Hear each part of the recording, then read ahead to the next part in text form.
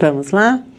Criado por Neil, aqui faltou um D, Neil Borden, e aprimorado por Gerald McCarthy, quais são as principais ferramentas mercadológicas? Alternativa A, produto, promoção e comunicação e preço.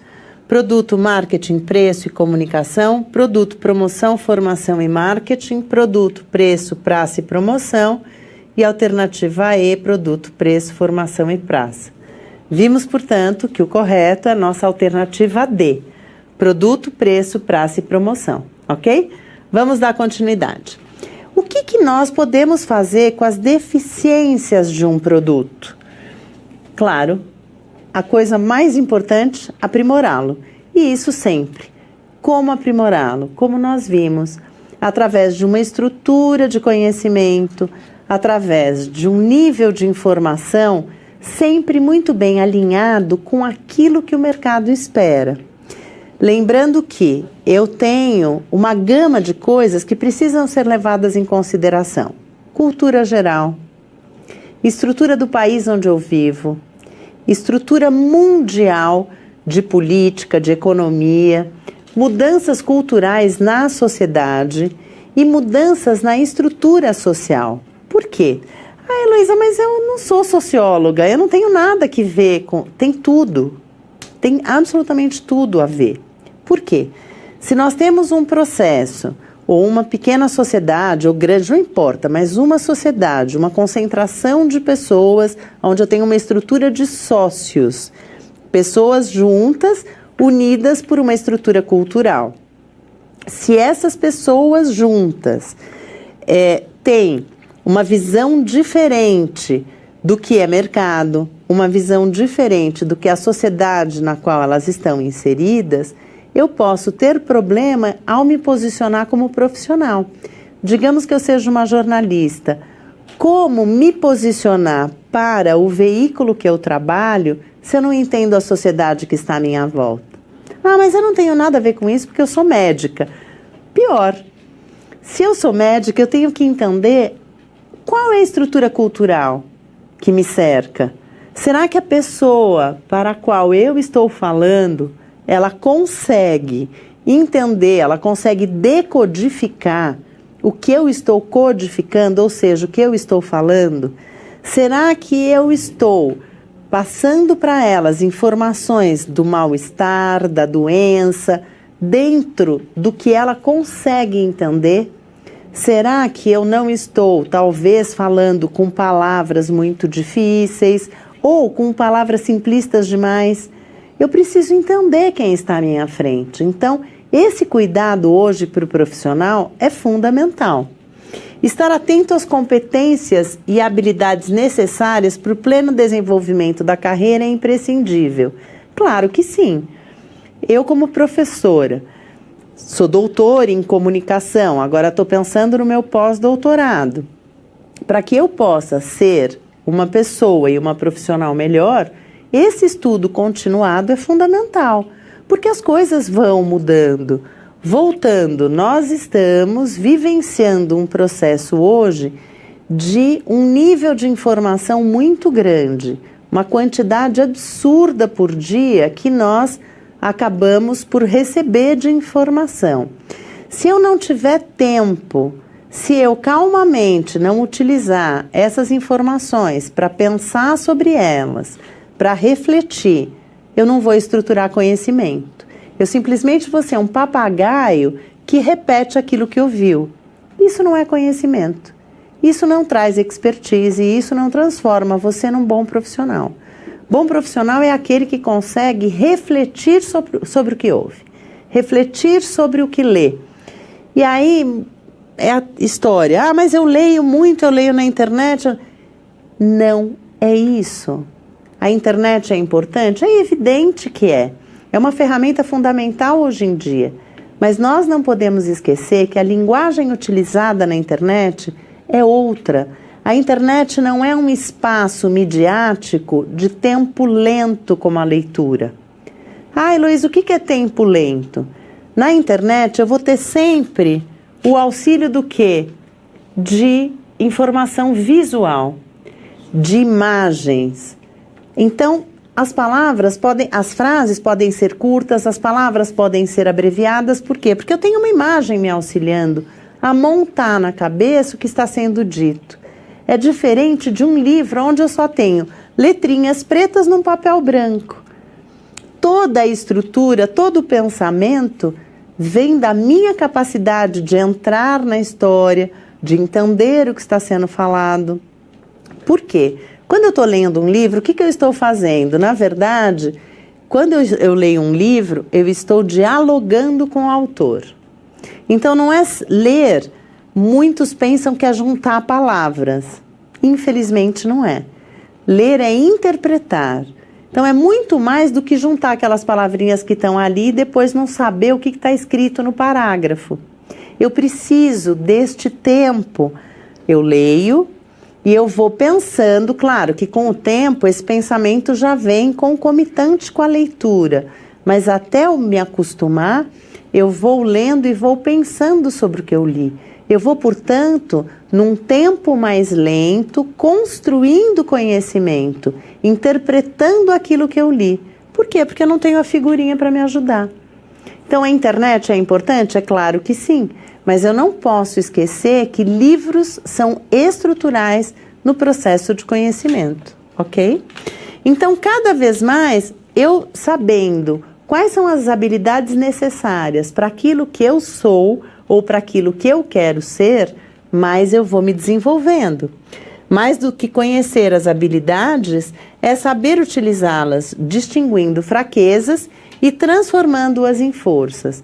Então, voltando para a nossa análise SWOT da unidade 2, o que eu tenho de força, necessariamente eu tenho que melhorar.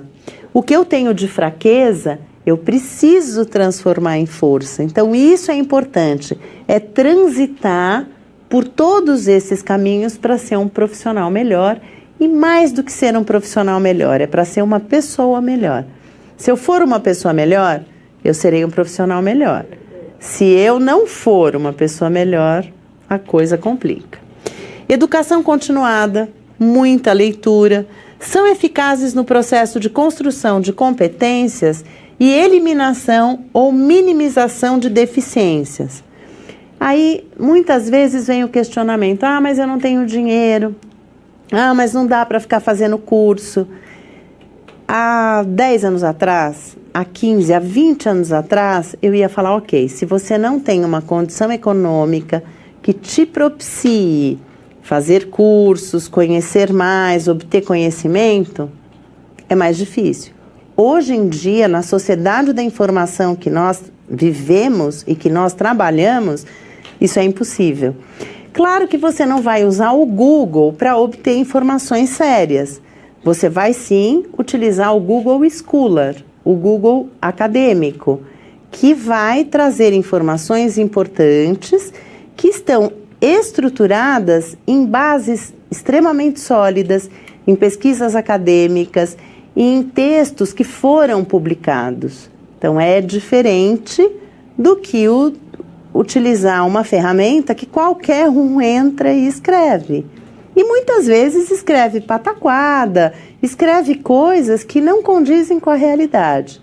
Então é importante, na hora de pesquisar, também saber onde pesquisar, onde buscar a informação. Lembrando que trazer informação não significa que você está trazendo conhecimento. Para eu obter conhecimento, eu preciso refletir sobre a informação, ok? Seja curioso, não se conforme. Isto é sempre o que eu falo para os meus alunos. Por quê? Se você é curioso, se você não se conforma com verdades que são apresentadas, você pesquisa, você descobre outras maneiras de fazer melhor aquilo que todo mundo fazia de um determinado jeito. É isso que faz a diferença entre o profissional, que vai passar o resto da vida procurando um emprego melhor, um aumentinho de salário, e um profissional que o mercado busca, que o mercado vai procurar. Por quê? Porque ele tem expertise, porque ele conseguiu desenvolver em si características e habilidades que o mercado quer, mas que não são todas as pessoas que têm. Então é isso que te diferencia, é isso que nós precisamos buscar sempre, ok? Falando agora de comportamento, isto nós precisamos tomar muito cuidado. Quando a gente fala comportamento, às vezes as pessoas criam um personagem para ser o seu empregador ou para ser o profissional que elas gostariam. Não coloque máscaras.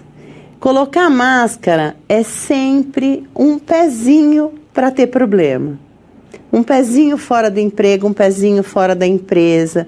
Você tem que ser o que você é, evidentemente adequado àquilo que a organização espera. Então, entre em adequação e tenha os comportamentos esperados. Como, por exemplo, se você vai trabalhar num clube, não dá para você ficar de terno o tempo inteiro. Não vai de biquíni, mas não é de terno. Então, existem adequações de comportamentos que perpassam, claro, os acessórios que se usa no caso da mulher, a roupa, para o homem também. Tem coisa mais estranha do que aquela calça quase caindo, a cueca aparecendo. Ah, mas eu estou trabalhando no banco e vou atender cliente. Algum cliente vai dar credibilidade para alguém que se coloca com essa postura? Naquele ambiente, não.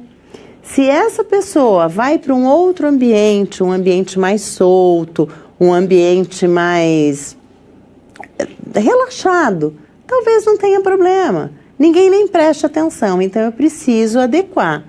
Então, comportamentos são atitudes que temos no dia a dia que estruturam nossa imagem perante a sociedade. O comportamento retrata quem somos, quem queremos ser e onde desejamos chegar. Envolve, claro, como tudo, envolve os nossos princípios, os nossos valores, a nossa ética. Refletem, claro, o que nós somos. E aí eu trago uma frase do Ralph Emerson que eu adoro, que diz o seguinte: aquilo que você é fala tão alto nos meus ouvidos que eu não consigo escutar o que você está me dizendo. Então a sua atitude é muito mais do que aquilo que você fala. Cuidado, porque às vezes o seu discurso é um e a sua atitude vai completamente contra o seu discurso. E aí você vira uma falácia, você vira uma grande brincadeira para os outros. Por quê? Porque a sua atitude não condiz com o seu discurso, ok? Imagem. Nós não podemos esquecer que na sociedade em que nós vivemos, a percepção se torna realidade. Então é o que eu disse, utilizar máscaras é a atitude mais rápida para não conquistar a credibilidade dos outros. Não crie personagens, seja você. Imagem é estar adequado às situações. Mas as situações que você quer ser inserido, as situações que você está escolhendo. Se você estiver adequado, está perfeito. Se você não estiver, está na hora de repensar, ok? Isso envolve comportamento, aparência, porque é claro, a aparência também transmite mensagens, ok? Vamos para a nossa interatividade. Vimos que comportamentos são condutas que nos levam a determinados lugares. Sendo assim, é incorreto afirmarmos que: alternativa A, comportamento envolve princípios, valores e ética.